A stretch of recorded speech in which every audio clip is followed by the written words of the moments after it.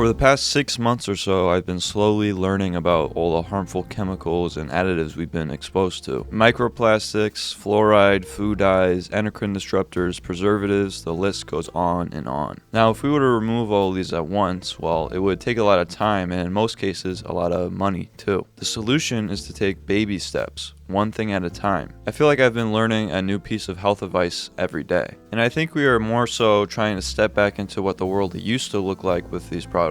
Back in the day, you wouldn't have to go out and look for 100% organic cotton bedding. You just went to the store and bought whatever was on sale. It seems as if purchasing products and life in general has become more complicated in that regard. A family during the Great Depression was more concerned about putting food on the table than how many parts per million of fluoride was in their tap water. But I suppose our concerns on health evolve over time. But anyway, the purpose of this video is to talk about my attempts to remove these chemicals from my life. If I had all the money in the world, I would just replace everything at once, but that's not reality, so this is what I did instead. I think, if I'm remembering correctly, that I first started with brushing my teeth. Got these bamboo toothbrush heads with castor oil bristles. Tom's fluoride-free toothpaste, although I learned that sodium lauryl sulfate is a harmful ingredient. Got this Dr. Bronner's instead, but I'm going to finish the Tom's first. I have very oily Portuguese acne skin, so washing my face every day isn't optional. I used to use Thayer's, but of course I learned that some of the ingredients weren't optimal, so I switched to this base brand instead. No endocrine system disruptors, all natural ingredients. It has a really good smell too. Okay, sorry for the interruption, but I have a brief announcement to make, and this video is sponsored by me because for the month of April, I'll be releasing a springtime sale on this t-shirt. This is the Healthy Analog Entertainment t-shirt, and on the back it has a slogan, Healthy Analog Entertainment, and on the front is the channel logo. You can see that there. That's not a good view, right there. This is this shirt. The sale is $10 off, so this shirt will be $25. For patrons, or if you join the Patreon, it's additional $5 off, so that's a $20 t-shirt. There's 3 other colors. Check it out using the link in the description, but there'll also be another link in the pinned comments. Thank you for your support. The skin was all dry and it just peeled up. I was walking up the steps, and I put my step like half on the step, and I tripped, and I grabbed the ledge with my knuckle somehow. I didn't even feel it, and I look at my hand, it's covered in blood.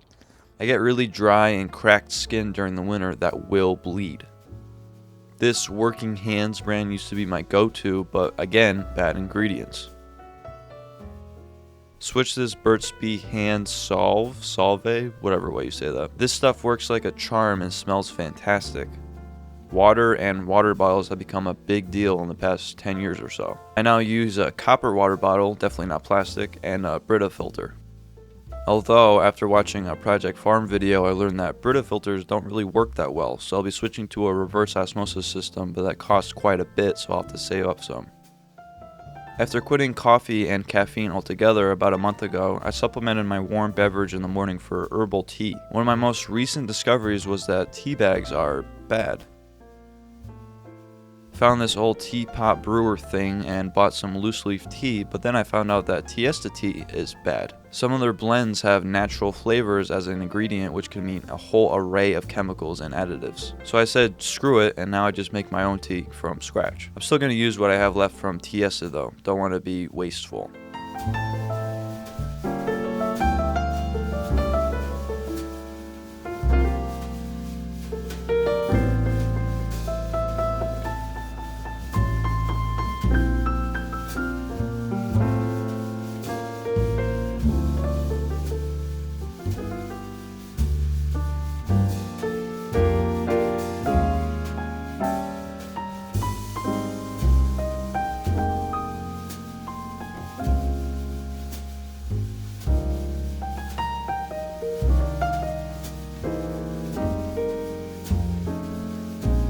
I guess one of the largest sources of endocrine disruptors are soaps. That means laundry detergent, dishwasher detergent, dish soap, etc. Pretty much any product containing artificial fragrances, which are also really bad. So I switched them all to natural alternatives.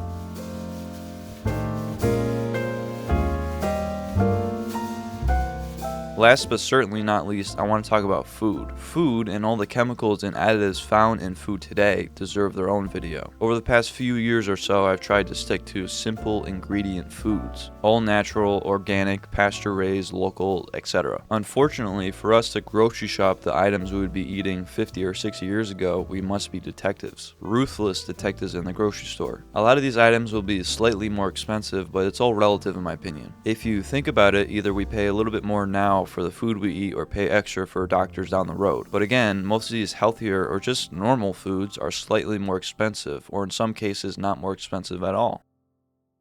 I want to end this video by saying I am not a doctor, nor am I an expert in any of the fields I mentioned. I'm just a guy who likes to make videos and got freaked out by a handful of studies. I'll be putting all the studies I've read and researched in the description for you to check out. If you're considering going crazy and replacing all the stuff in your home, I suggest you wait. Do your own research, look for legitimate articles and studies based on what you want to find out. We're all just human and trying our best, one step at a time.